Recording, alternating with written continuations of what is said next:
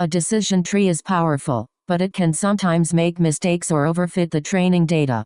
What if, instead of trusting one tree, we asked hundreds of trees to solve the same problem together?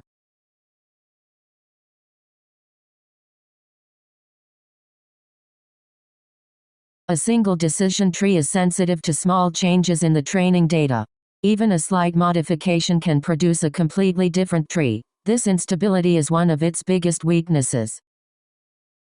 Random forest uses a technique called bootstrap sampling, also known as bagging. Instead of training every tree on exactly the same data, each tree receives its own randomly sampled dataset, drawn with replacement. Some rows repeat, others are left out.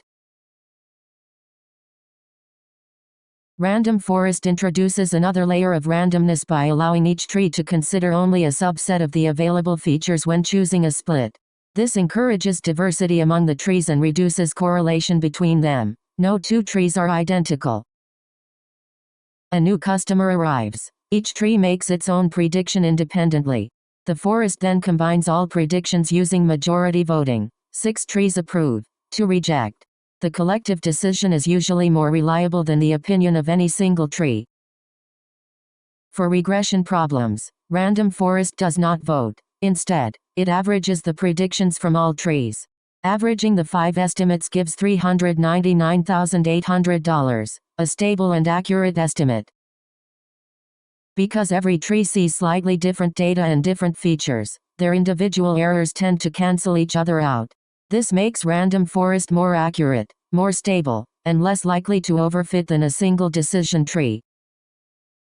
Let's recap. A single tree is unstable. Bagging gives every tree its own random sample of the data, and random feature selection makes the trees diverse. Classification uses a majority vote. Regression averages the tree's predictions. Random forest is one of the most versatile machine learning algorithms. It performs exceptionally well across healthcare, finance, agriculture, manufacturing, cybersecurity, and environmental science. Random forest combines the wisdom of many trees, but another algorithm approaches classification in a completely different way. It searches for the single best boundary that separates different classes. In the next episode, we'll explore support vector machines.